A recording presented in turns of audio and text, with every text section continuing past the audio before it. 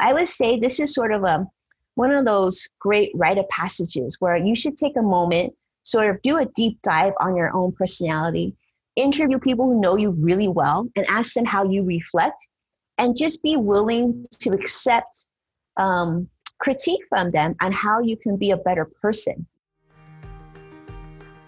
Caution. Listening to this podcast may motivate you to make positive changes in your life, identify ways to accelerate your career trajectory, and develop a path towards financial freedom. This is the Career Meets World podcast, and I'm your host, Edward Gorbis, and I've spent the last 10 years focused on helping thousands of people advance their career while in parallel teaching a secret recipe to reach financial independence. And I'm here to share the untold stories of successful people and teach thousands of listeners how to develop a growth mindset. And our minds are malleable, and everyone has the power to change their mindset through perseverance, dedication, and a passion for learning. So if you're ready to skyrocket your business and financial literacy, turn up the volume and let's dive right in. This is the Career Meets World podcast.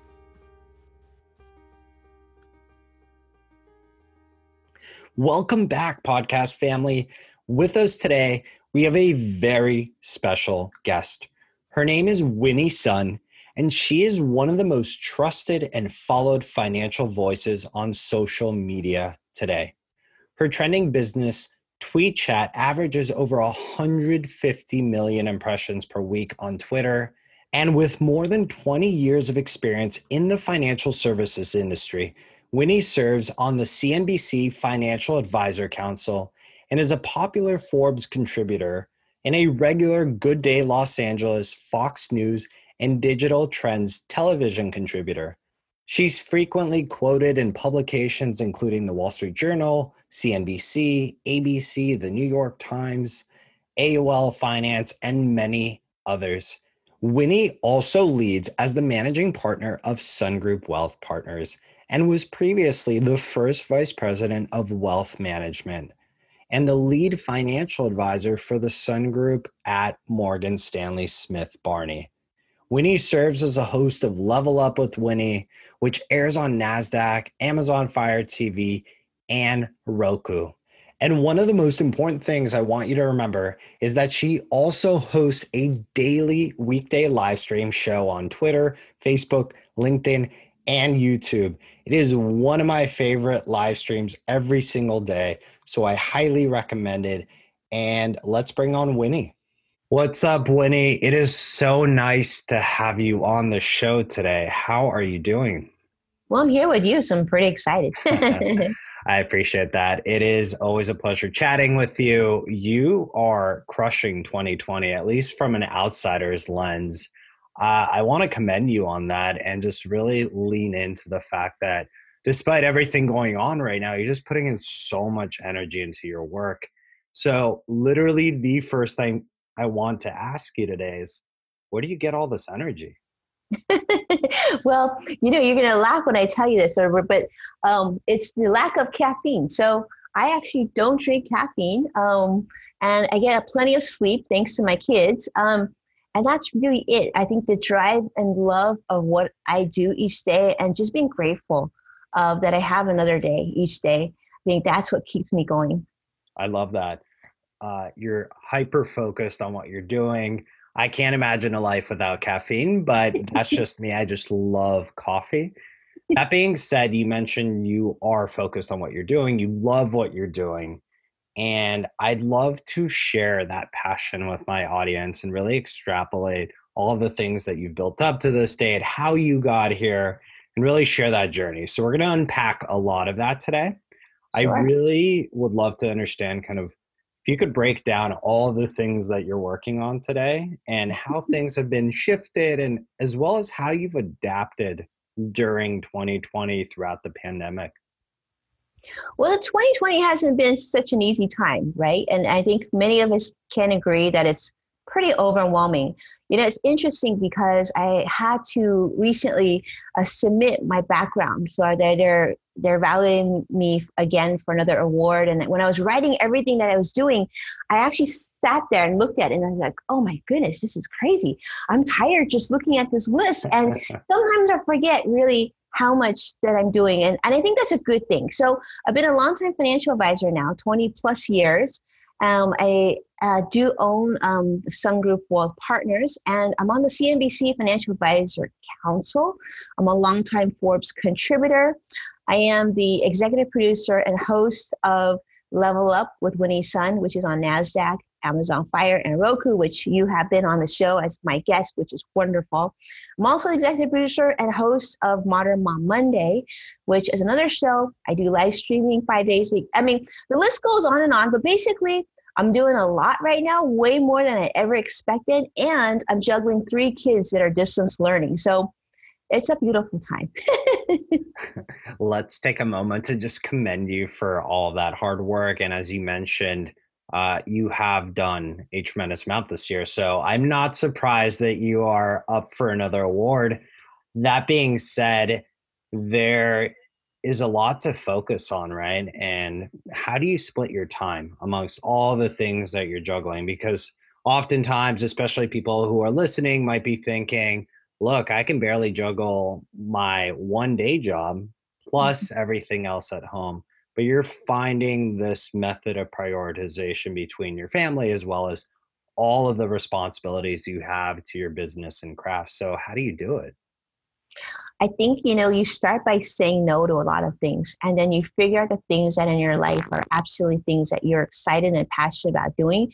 That will help you lead to adding to your bottom line. Because at the end of the day, as a financial advisor, I'm very much focused on things that will help benefit my business, because that helps my employees. It helps team members that I absolutely love working with. And it most importantly, it helps with our clients, because the longevity of my career is critical to the success of my clients, right? Because I'm not there for them, then I've no value to them. So a lot of times I think when we run businesses, we often think of what we really want to do. If only I could do this, then this would happen. But sometimes they say it's really important to focus on the end goal. And the end goal for me is to make a difference in as many people's lives as I can, from a personal finance standpoint, before I leave the world, right? And along the way, I'm building a great life for my own family, and it gives me purpose. And I think longevity and not burning out is always finding sort of your purpose in life and having everything sort of fall into place around that. So surround yourself with people like yourself, that someone that makes me feel good, right? And I love talking to, this is my friend, this is my circle. And working with, like, for example, CNBC, talk about the nicest people. I love CNBC. I love Good Day LA. So I'm work with Good Day LA. I work with people that bring me positivity and keep me going. And then everything else is just scheduled, so that literally you just know where you need to be. You just know you need to be in front of somewhere at some point, and someone will manage your calendar for you.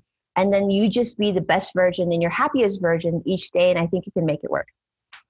That's so powerful, and something that even I myself am continuously implementing into my business is finding that hyper focus on the things that we bring to this world and the joy that we bring and our passion, and understanding that that's where we can maximize our time and everything else can be supported by a team or other people in our lives. And the other important thing you hit on was cutting out the noise, right? There's so much of it right now in so many different areas. It's important to keep up to date with different topics, but that being said, we can only control what we can. So you have done that consistently throughout your career.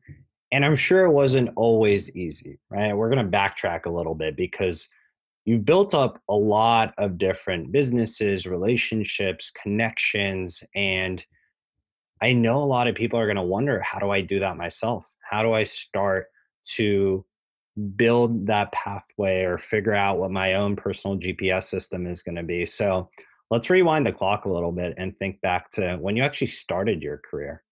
What was the grand vision? What did you think you were going to do? And did you really think you would end up where you are today? Well, I think none of us really think where we're going to end up. And I certainly think, I think a lot of you can relate to this. How I ended up being where I am today was just really a series of accidental things. And just a lot of times where you decided to say, okay, why not? Why not try? So when I was growing up, I certainly thought I would be either a school teacher or an artist, or something like that. I never thought I would be a financial advisor. I had no idea what a financial advisor was. In fact, 3 months before I started college, my parents declared bankruptcy because they were great savers, but they didn't know a lot about personal finance. And so once I started college, it wasn't even so much of paying for college, it was helping my parents keep the house, because my dad had gone through something really hard, right? He lost money for the family. And so he really never came back from that.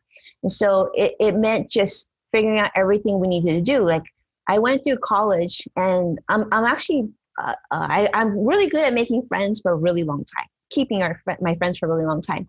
And yet through college, I actually don't have many friends during that time. And that's because I was literally going from job to job to job, and then going to class and just barely scraping by, graduating from college, because the whole goal for me was just to get work.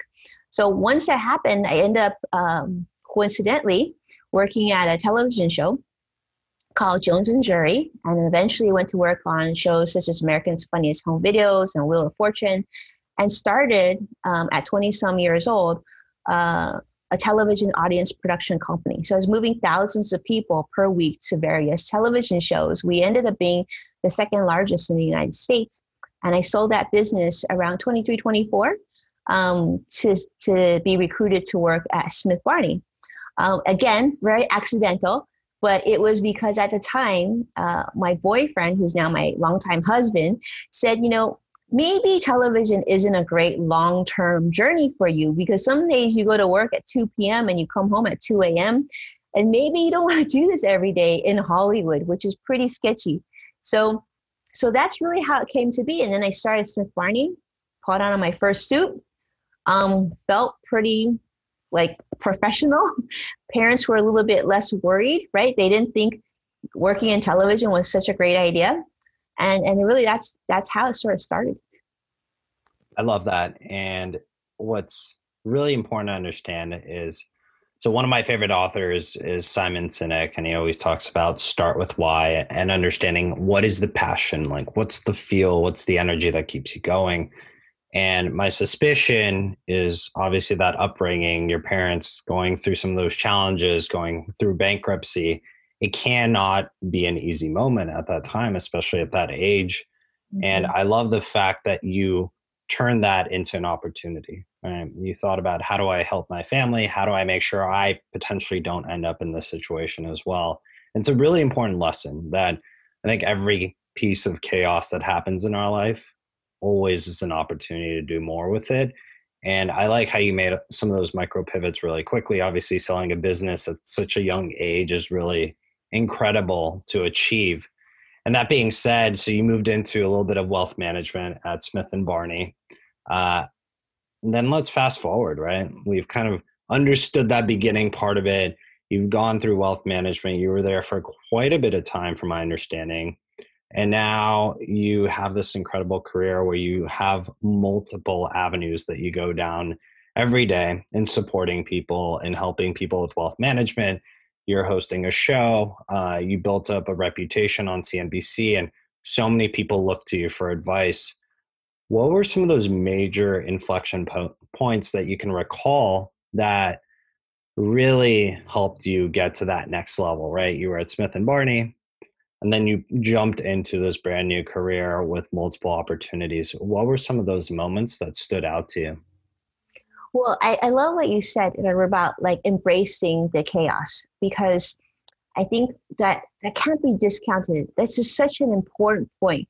I think we all have to embrace that chaos, and every one of us has that. And if you look back at the moments in your life where things really stick to you, it's not when things were going well, but when things weren't going well.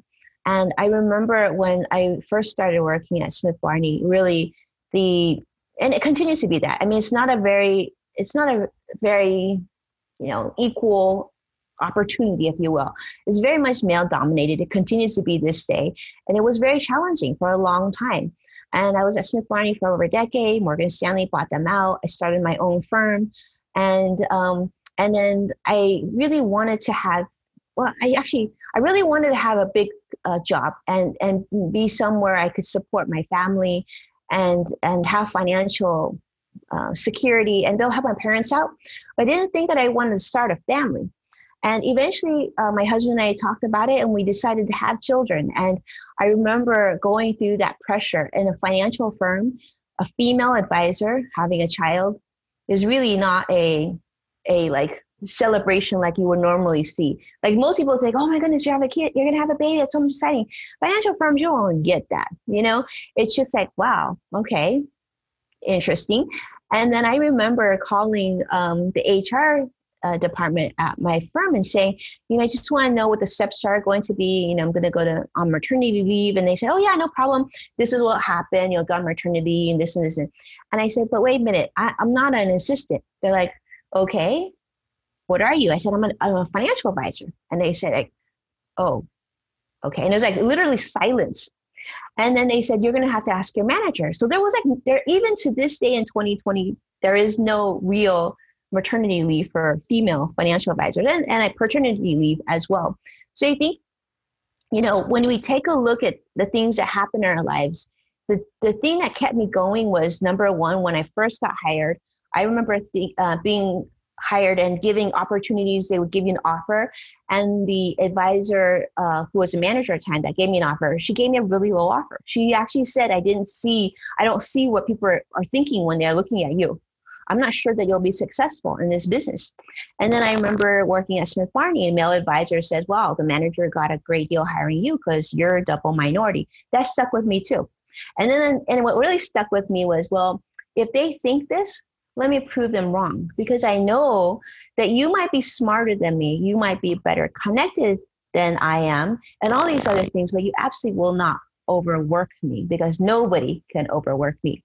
And I knew that, and that was sort of a driving force. And also because I was so shy and such an introvert that there were certain things that I knew deep down inside, I just needed to share. And I knew I could do that at some point. So with my business, going into the financial planning, financial services, at some point, I actually got kind of bored with what I was doing. I was very good at it. Clients love me. I love my clients, but I felt like there was more to what I could do. And that's really when sort of I started embracing social media. It was also when I was expecting my first child. And how could I continue to market and build on my business if I wanted to be a true mom? I didn't want to be, a daycare mom. I wanted to be an active participant in this process. So had a baby, did that, and then decided that I was going to change the way I did business in a way that was meaningful to me. Because I felt like, I recently had one of my best friends come out to me, and it was truly an honor that he shared this experience with me. And I said, I think I don't understand exactly how you feel. I'm so grateful that you shared this with me. But I almost in some ways felt that when I was going through that transition in my own career of just feeling like, okay, I'm already really good at this, but I felt like I wasn't in my own skin and I needed to transform in the industry and still bring in income, but do something that felt like more like me. And I share that with you because I think you might be able to relate to this. I think many of us feel like we have this job, we get paid for this, but I don't feel like myself. And the good news is you can pivot to create something that feels like you while still getting the income that you need and the benefits that you have at work. You just have to take that risk of deciding that happiness matters, because once you do that, that is what I consider the X factor in work. That's when things get really exciting. And that's when you actually make a name and a brand for yourself. You're no longer such and such employee of such and such company. You become a person, a whole person, and you're someone that becomes inspirational and a role model. And I think more people need to think that way. So powerful. And thank you for sharing that. I know that it will resonate with a lot of people, including myself, right? We all face different hardships, and how we rebound is so important to the rest of our lives. And it didn't matter to you how many times people might have metaphorically punched you, and you got back up and you used that as fuel to continue. And clearly it just never hindered your progress. We all go through difficult things.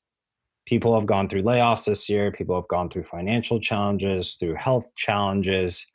And again, we build communities around us that support us to really overcome these struggles. And I think it's great that you're there for your friend right now as they were coming out. It's obviously not an easy thing to do either. Even in 2020, as you mentioned, there's still so much progress for us to make to achieve some semblance of equality. So I commend you for that. And with that being said, I value community a ton, and I know you do as well. And that's how you're able to sustain this type of lifestyle with both your family as well as all the clients that you work with. Who are a few of the people that really are there to support you continuously, that inspire you, that really fuel every day for Winnie? Well, I have to start. I have an amazing husband. So this is first and foremost. I have, I think for us to push this hard, there's always got to be support. I have an amazing husband, incredible kids. I've got 3 kids. I've got, my business partner and I have been business partners for over 20 years. And so he's like my brother. And I have an incredible team. So I'm really grateful and really proud of the fact that actually there are no negatomes in my little universe. Everybody that I'm surrounded with is a great person, like a great human being. I take work away from everything else, and I'm surrounded by great core people who have just, the people that you would want at your home, people that would come to the hospital, see if you got sick, those types of people. And so, I mean, and I have a lot of mentors from before, my longtime CPA, my old branch manager at Smith Barney, and people like you, like that I get to meet along the way now. That, I feel like when I shared this with you when we met just recently, I said, I feel like we're going to be friends forever because it just feels that way, So I do think that's probably the secret to everything, is that I've been very blessed to have a great community surrounding me, because I'm actually a very much of an introvert. And just like everybody else, we have the area, we're sensitive people. We have a lot of insecurities, and we had to work through those moments. But you can't do that without a community, people that you can go to, that literally you can pick up the phone. Oh, and my amazing publicist and business manager, people I can literally just stop, pick up the phone and just say, I just want to talk to you. And they'll just like, let's talk. And you work through those things. But I think that everyone that you would think is super successful has that commonality. They have a team that is priceless. I love that. And you've listed off so many people, including your family and a lot of your business partners as well. If we look at the fact that hopefully we're reaching an audience on both ends that doesn't necessarily always have that community or that stability of the team around them, what would be your recommendation to them? Somebody who might be at their lowest of points in 2020 to really think through, how do I build a network around me that is there for me when I might not have it, right? Because as you mentioned, you've had difficult times throughout your career and your life, and we don't always have that support system. So what would be your recommendation for somebody today looking for an outlet for support? Well, my recommendation is that you don't have to build it. You can actually join it. There's so many incredible groups. I know, like, for example, a really big, great person to start with, I would go and seek out people, and they're available on social media. There's always, like, LinkedIn has great groups. Like, I actually run the largest business tweet chat. I always say, like, literally the nicest people on social media are part of my tweet chat.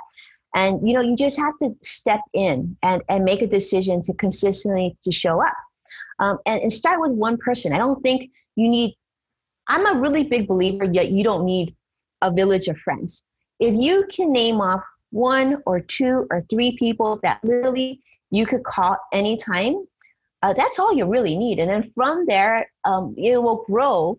But I would say if you're looking to build a community, you need to be the community, meaning that it can't be a one-way street. You need to, when you talk to somebody, you need to figure out the value you can offer to this person.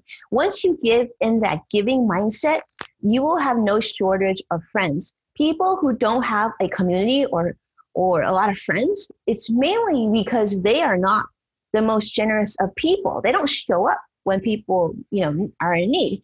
So I would say this is sort of one of those great rite of passages where you should take a moment, sort of do a deep dive on your own personality, interview people who know you really well and ask them how you reflect, and just be willing to accept critique from them on how you can be a better person, But a lot of the most successful people tend to be actually the nicest and the kindest and most thoughtful of people. We look at things from like, maybe, some people look at things from 2 senses, 3 senses, but when you can look at things from all senses, you might be too busy to stop, drop, and do something for someone. In your heart and your mind, oh, if I only had time, I could do this and this for them. Then you're getting somewhere. And people who love you will wait for you. That's what I will say. And people who know you and care about you and understand your reputation will pick up your call, even though you haven't called them in 10 years, because they know where you stand because of that. So I would say start with yourself. And then once you know yourself really well, then you can start to build your community. Hey there, listeners. I just wanted to pop in and let you know that as a part of Career Meets World, I am now taking on exclusive one-on-one clients who are hungry leaders or entrepreneurs and want to learn how to succeed under immense pressure. I believe that being an effective business leader is equal parts understanding your subconscious and developing and executing a personalized growth plan. These two aspects continually build upon each other, and my coaching practice is designed to amplify your confidence levels and provide you a toolkit to thrive in any situation. Career Meets World is the ultimate achievement partner, and we support our clients with an always-on approach. So if you're ready to unleash your wildest leadership potential and take control of your success, find Career Meets World or me personally, Edward Gorbis, on LinkedIn and shoot me a short message about your goals with the title, Let's Start. And now it's time to get back to today's episode. You're so right in the fact that once we go through that self-reflection process and understand what our personal gift is, and I can assure anyone listening that everyone has a gift. It's just tapping into it and understanding what it is and focusing on that rather than trying to be somebody you're not. Once we're able to go through that process, that self-inquiry, we become a lot happier and we start to attract the right people as well. So I actually love your tweet chats, and that's a really good place for anyone to start, especially if you're thinking about looking at career advice, perspective, financial advice. You bring on a lot of great guests. So remind me, those are on Wednesday at 11 a.m. Pacific. Is that right? They are. Wednesdays at 11 a.m. Pacific. We do 3 per month. And so we have people join us from all over the globe. And it's a really happy, supportive group, but also really high level professionals. So it's really fun. Yeah. So definitely check that out if you're in search of community right now. And Winnie, I was intending to ask you a couple of these questions, given that you are a financial advisor. And at a very high level, let's say 30,000 foot view, I want to make sure that we can disseminate some knowledge and some perspective on just the fundamentals, the rudimentary parts about personal finance, especially in 2020. It's incredibly valuable to unpack how to look at our personal finances. There's people coming out of college who might not know what to do or understand what's happening with this volatile market economy infused with politics. So if you're 22 again, right, how do you think about finances, right? You're maybe getting a paycheck from a job, maybe you're making some side money through a side hustle. What's a good way, at least from a bare bones perspective, to look at it? So I love that. I started investing when I was 19 years old, and purely by accident. I made money in my television company, and the CPA said, go get your booty over to the bank and open up an IRA. And I would say if you're 22 years old and you're just starting off, I would take a deep dive on where you stand financially. So usually the rule of thumb is you want to make sure that you clear any debt, right? If you have credit card debt, why not get that paid off first? If you have student loan debt, you want to evaluate, what your interest rate looks like and see if you can start to chip away at that. And then the third thing would be to start sort of an emergency fund. And I would say if you're in your 20s, you should definitely do a deep dive and look at a Roth IRA because it is absolutely one of my most favorite accounts. And I actually have written about this in Forbes and also talked about it with CNBC about how I think for most young people, you can use this as both an emergency fund as well as a retirement savings because there's a lot of flexibility with it. So take some time to do a deep dive and look at that. And I think if you start investing, that is absolutely your best way to learn. More than likely, your first investing experience may not be like blockbuster, and that's okay. But you just want to start. And people say should I just start with a paper portfolio, like a fake portfolio with fake money? And I said, I actually don't agree with that. I think if you're going to do it, you do it with real money. You just start with a smaller. Yeah, absolutely. Ease into it. Do research, do homework, and make sure that you bring yourself up to speed. Are there any books that you'd recommend, or maybe books, blogs, podcasts that are hyper focused on personal finance? Oh, absolutely. So I will say when I got started in financial planning, the things that got me excited was I used to read Yahoo Finance all the time, their personal finance section. I read about the stocks and different assets, and that got me excited about learning more. And I would say when it comes to learning about personal finance, I would start at that. I would, instead of getting a traditional book, I would read news, right? And read articles. So Forbes has great articles. I also contribute to CNBC, which I love. I read CNBC probably 6 times a day. The Wall Street Journal is good. Figure out which writers and reporters resonate with you, but do it in a way that it makes sense for you. I'm a big believer that you should read news that you can use. If you can't use it, don't read it because it's probably, unless it's fun, entertainment is always fun. But that being said, I would suggest certainly CNBC. They have a personal finance section I love. CBS Market Watch is really great. Yahoo Finance, which I contribute to, is great. And if you want to just learn something really quick and easy from the comfort of every day, I actually do a live streaming show every day at 1:30 that gives you just quick couple nuggets of what's happening. You can go in and out and be done with it. Love it. Definitely a lot of wisdom to share there, and we'll make sure to share those out in the show notes. With that being said, Winnie, I want to make sure that with many of our guests, we get to put them through a hot seat and challenge them through some fun questions. So I want to make sure that you're ready. And let's do it. Let's do this. So, Winnie, these are tailored just for you. You and are growing. You will continue to grow until the last day, very far from now. And I want to make sure that you get to think about if you had an opportunity to do a TED Talk, what would be the theme of it? Reaching your full potential and what that looks like. That's what I would talk about. Ooh, can't wait for that one. Love it. Look, there is a ton going on this year, and you are, again, focused on so many different things right now. What is the one thing you look forward to every single day that gives you the opportunity to relax? To relax? Yes. Oh, every day I look forward to getting up and seeing my kids. And I see them multiple times a day now because they're distance learning. But literally, I will sometimes sit there and watch them in their class. And I just fall in love over and over again. I tell my husband, it's like looking at little cupcakes. They're just so cute. And I literally could just sit there and watch them. Awesome. And I'm curious, last question for you while we're still on the hot seat is really, what's the book that you've actually read the most amount of times? Okay, so I am guilty that I read a ton every day, but they just don't tend to be books. However, I do love this book, and I think you've seen this book, The $1 Trillion Coach.